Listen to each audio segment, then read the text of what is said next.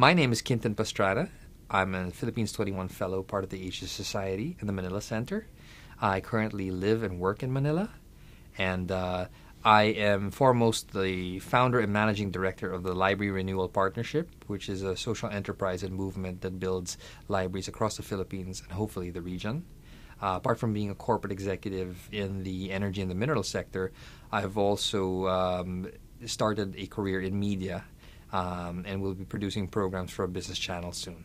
Asia 21 is a movement and a gathering of like-minded individuals from different sectors, whether it be on the social enterprise, philanthropy, corporate, or public sector side, and the cultural aspect of it. And it's been growing quite a bit, especially in the Philippines. My role in it is also as a Philippines 21 Fellow, wherein we form a body of like-minded individuals that are committed to social change within the country and the region. For collaborations, the first project we were involved with during my time as a fellow was to look at family planning reform, which was quite critical to the Philippines at that time, and I think is still critical to the region. That was the first project we did, where a team of fellows were tasked to put together a roadmap and a strategy to get the knowledge and discourse, as well as the kind of policies we needed in the Philippines. And since then, actually, since 2008, a couple of years after that, the law was passed. Not directly through our efforts, but at least we helped in terms of improving the discourse and the discussions around that critical piece of reform. After that, we've gotten into different collaborations in terms of looking at education, healthcare. The fellows have actually been galvanizing their thoughts around and efforts around programs. So recently we've had public service programs from the last Asia 21 gathering, where 3 programs were actually nominated and selected. One of them being a social enterprise model for little village stores around the country by Iba Rasul Bernardo, one of our fellows. The second one is Ami Evangelista, who has been running, similar to what we did in 2008, a village health, maternal health, reproductive health program, which she intends to replicate across the Philippines, which is quite critical.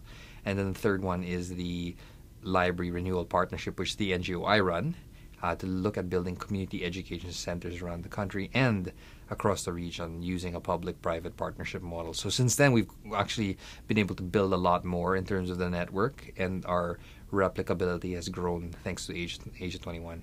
The key issues in the Philippines have a lot to do with governance. Governance is the foundation of all the sectors in the Philippines and all aspects of development. So we're looking at governance in terms of economic reform, transparency in terms of the way a local or a national administration conducts its affairs. Then you're looking at basic social services that have to do with education and health. If you put those aspects together, the core issue there is how limited resources are either designated to beneficiaries, are planned, and are implemented. And then to us, Asia 21 really serves as a great platform because you're meeting like-minded individuals. You're meeting also experts and the subject matter experts from not only the country itself, but the region, where everybody is trying to combine ideas and share best practices across the board so we can find the best and most strategic interventions to get these governance issues, and as a result, and in turn, health, education, and economic development issues are really on the fast track.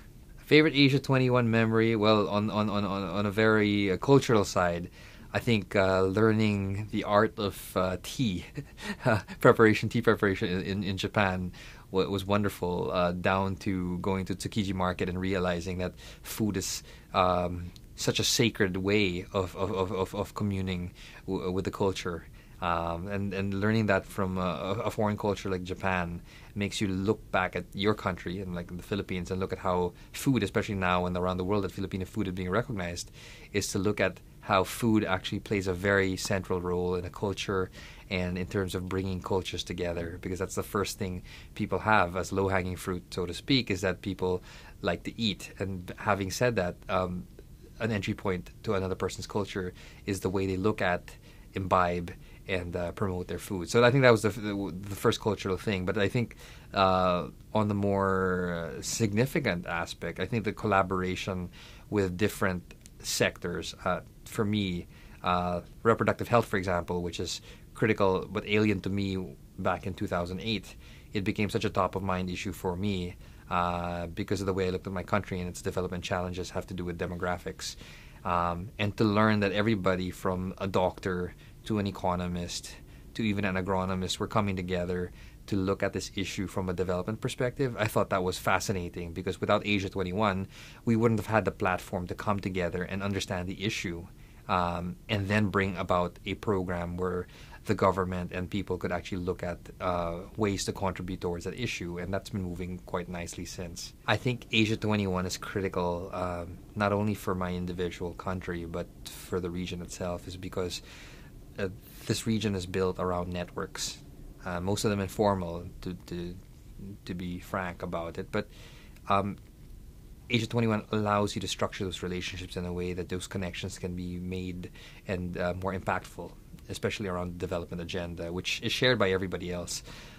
You talking about health, education, governance. You're looking at cultural ties that bind in light of a more integrated ASEAN, and the presence of China and its relation to the world and the South China Sea or the West Philippine Sea. Those issues cannot be discussed in isolation, and they cannot be discussed by one culture or nation alone. Asia 21 allows you to have this balanced discourse and a level playing field to discuss these issues, and more importantly, act on those issues. So I'm looking forward to helping contribute more towards Asia 21 so we can really talk those issues straight in the face, work with the subject matter experts, with the young, future, and current leaders, and get something done, actually. And that's what Asia 21 does. It gives you a chance to really discuss and share insights on issues, and more importantly, do something impactful about those issues. If you want to know the fastest growing and the richest and most diverse region in the world, to make a profit by being there as an investor, to learn more about a wonderful culture and be part of it, and more importantly, make a great set of friends and a network that you will bring with you for life while making a difference in this society, Asia 21 is your platform to get it done. I think the best is yet to come for Asia 21. I mean, the network's been growing. It's been ripening over time. Different countries in different regions have different ways of going about it. There's a lot to learn from each other. And as soon as we start collaborating more, there's going to be more impact and just more of a wonderful programs, wonderful set of programs that will come out of this. And we look forward to building that with the Asia Society.